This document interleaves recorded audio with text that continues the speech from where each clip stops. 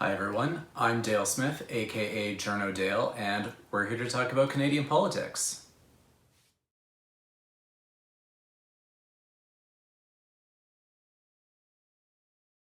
It is time to take more of your questions, and they are all coming from the Patreon this week, starting with Martin, who asks, I'm curious about the slightly different protocols for the Canadian speech from the throne compared to the Queen's speech at Westminster. In the latter, both the PM and the opposition leader are summoned from the Commons by Blackrod to stand at the bar of the Lords and listen to the speech. In Canada, the PM sits in the Senate at the right hand of the GG. Has it always been this way in Canada? Why do we do it differently from Westminster, and why did we keep Blackrod after all? So I actually did a fair amount of research to try and find an answer to this question, and I haven't been able to come up with any definite conclusions on this. As far as I can tell, it's always been done this way in Canada. I had a sneaking suspicion that this was like a Mackenzie King thing, or it was started when the Queen first read a throne speech in Canada, which was in the 1950s, but that was Diefenbaker, who was Prime Minister at the time. But I haven't been able to come to any definite conclusions about that.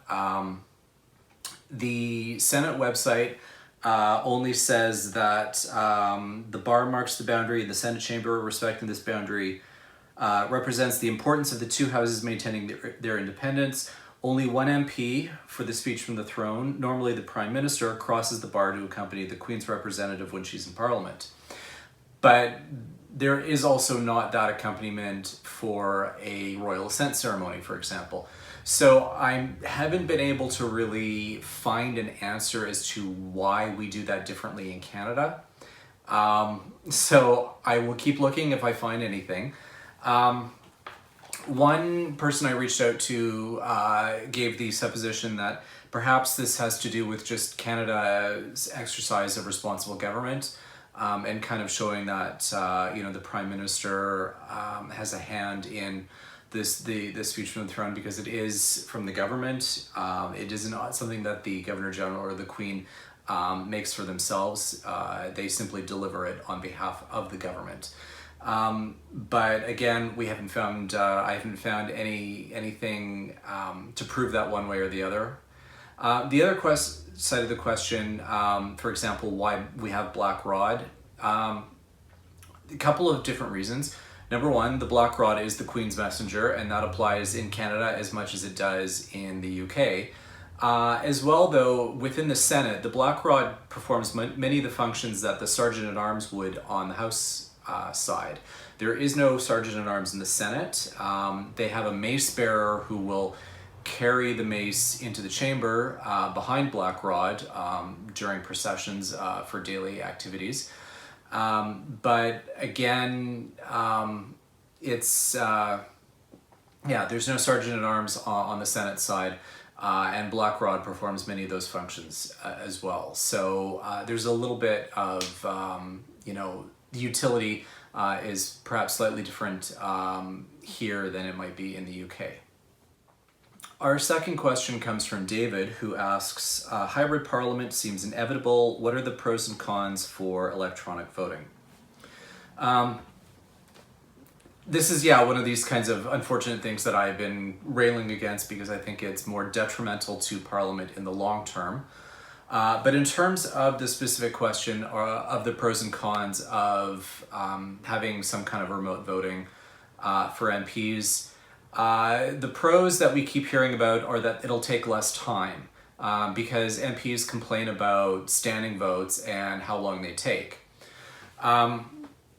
The problem with that, though, is that standing votes are very much a symbolic part of how Parliament works. You are demonstrating that you are standing for your principles, you are standing for what you're voting for, that your name's being called, and you are voting according to that. So that's one of the kind of things that we really can't get away from.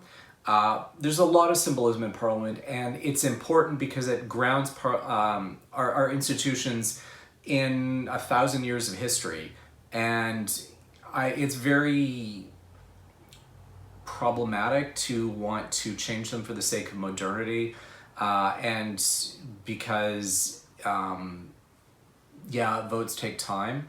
But that's one of your jobs as an MP, is to be present to show yourself to vote like that. Other downsides include kind of a hijacking, depending on how the system works.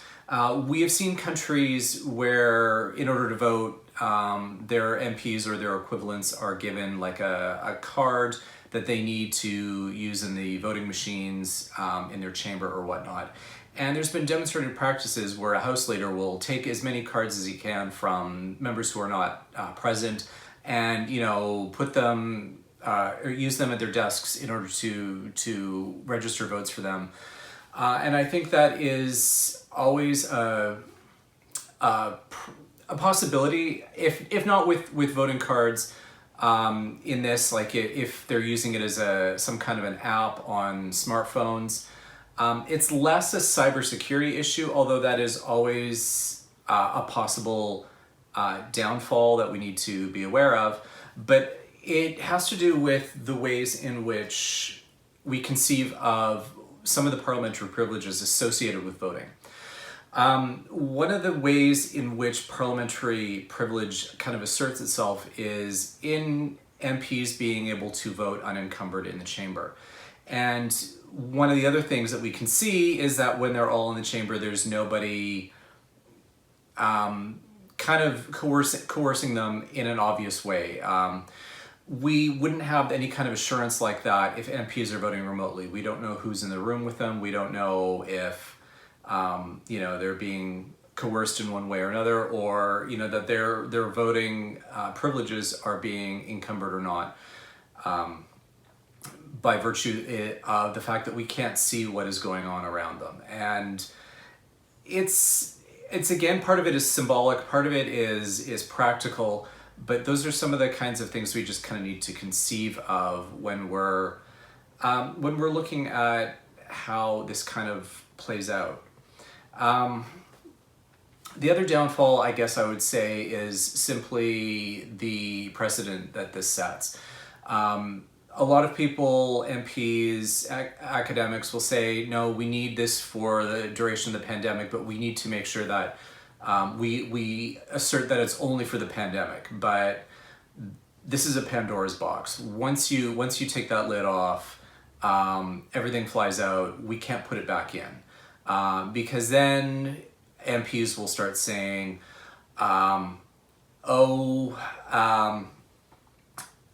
you did it for the pandemic, so why can't we do it for parental leave? Why can't we do it for work-life balance? Because I have small children at home and can't, it's hard to make it to Ottawa.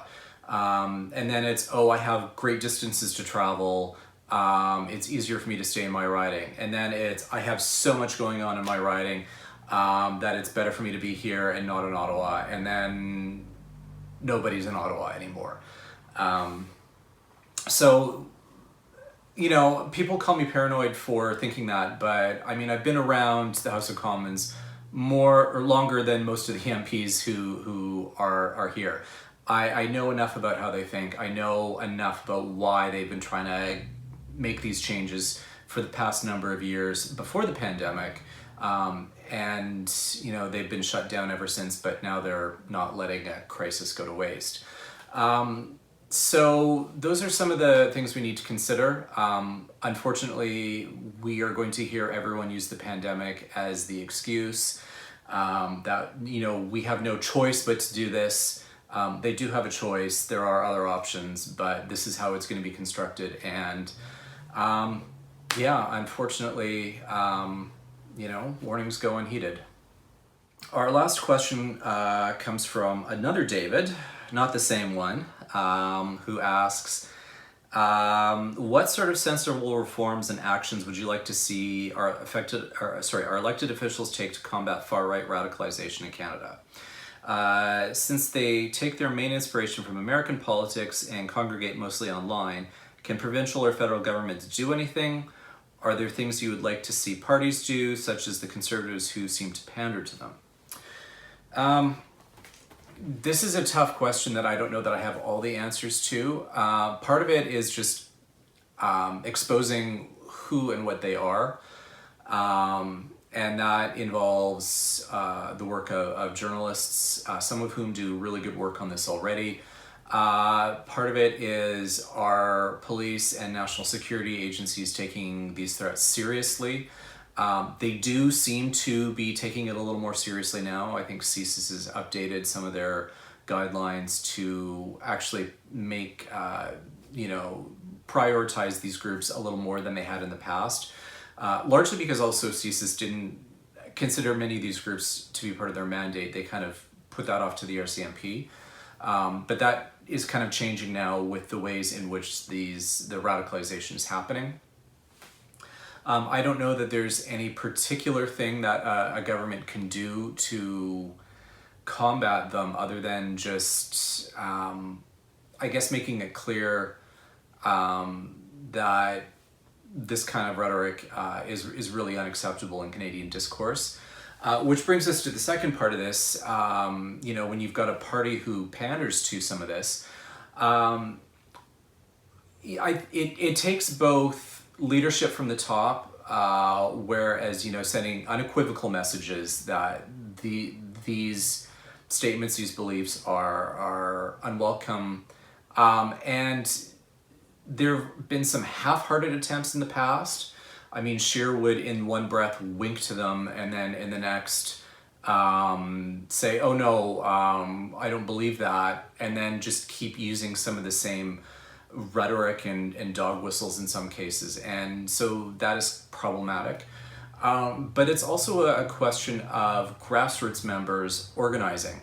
And I haven't seen a lot of that happening. And that's what's letting some of this stuff kind of fester and be used by the party in order to try and galvanize its base, is because there isn't enough pushback from the grassroots saying, no, this is unacceptable.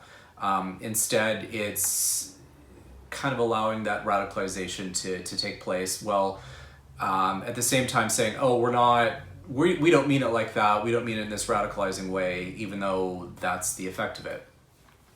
But as with many political things, it requires a lot of organization, and that would require grassroots members of the party who are opposed to this kind of thing and opposed to this messaging and opposed to what it represents and stands for to push back against the higher ups in the party who are trying to use it for their own political advantage. That's not easy. It's incredibly difficult, and it's going to mean a lot of sustained effort on the part of grassroots members of that party to make it clear that no, this kind of thing is unacceptable. There's no shortcut around that, and that's kind of why it's a bit of a fraught question, is because there really is no easy way. So that's pretty much what I can suggest. Always happy to hear other thoughts or ideas around it, but that's kind of what I think needs to happen, even though it's going to be particularly difficult to do. And that is everything for this week. Join us again next week for some more Canadian politics. I'm Dale Smith. That's at journo_Dale on Twitter. And don't forget to like the video, share, subscribe, and support us on Patreon. Thanks, everyone.